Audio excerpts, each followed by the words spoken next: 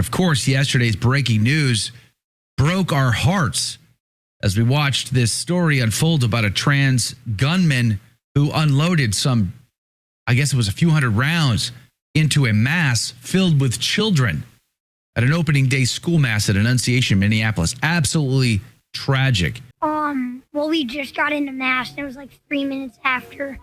It was very scary.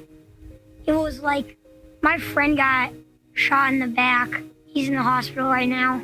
That's a fifth grader who was in the mass when the trans shooter decided to kill and maim and murder even himself. And it's no question in my mind anyway when I look at his manifesto and I go through that little video, which I won't be playing for you, but we'll be putting links to some of the stuff today, articles, etc.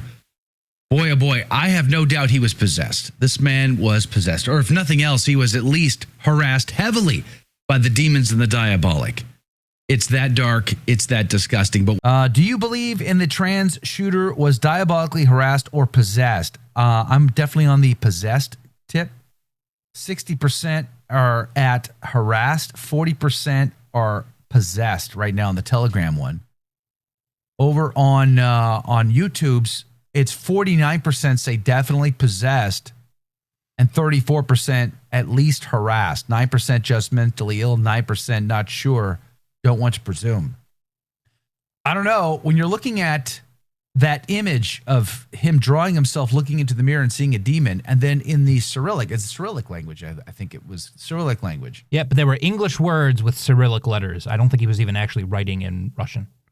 You know, he was writing in. He was letter for letter transposing Cyrillic letters for English letters. Yeah, and I'll English words. I think that's what it was. I'll tell you what he said. I'm reading it right now. Yeah, and it said, can I just put this on the screen so I can just mix it visually more? So this is the image that I'm talking about, and the Cyrillic up there is what I'm referring to. But it's been translated here. Who? When will this end? Help me. I don't want to. Help. Kill yourself. And again, when I saw that, I'm like, Bortolo Longo. That's exactly what Bortolo Longo was having to go through. If you don't know the story of Bortolo Longo, he was a young man who lost his dad as a young boy. And he had to grow up without his father. He went to college, and he had a professor who was a former Catholic priest fallen away and got into the occult. The professor introduces Bortolo Longo into the occult, to seances and things. Bortolo Longo gets knee-deep involved, or neck-deep involved in the occult, and becomes a satanic priest of sorts, and starts leading his own seances and all this other such. And as a result, he starts communicating with demons. And then the demons start to push him to despair and to suicide. Ultimately, they wanted him to kill himself because that's the ultimate, that's the ultimate sin of murdering oneself, breaking a commandment, and of course, despairing from hope, which Jesus warned against. And he was being pushed to the brink. He was starving himself. I mean, he was a hot mess.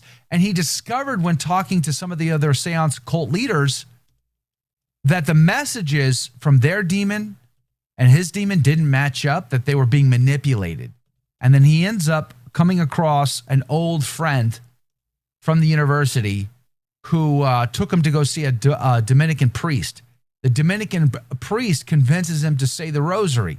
The rosary gives him hope. He goes to confession. He comes back. He's saved from the brink of despair. That's Bortolo Longo. And when I saw this, I'm like, oh, this is exactly, when you go through this whole wackadoodle, absolutely insane manifesto, it's clear to me that this man is being harassed at a very minimum. At a maximum, he is possessed. I mean, I honestly believe he's possessed or was possessed. He's dead now. And without repentance, he's in hell. Golly gee whiz. What a horrible thing. What a horrible thing.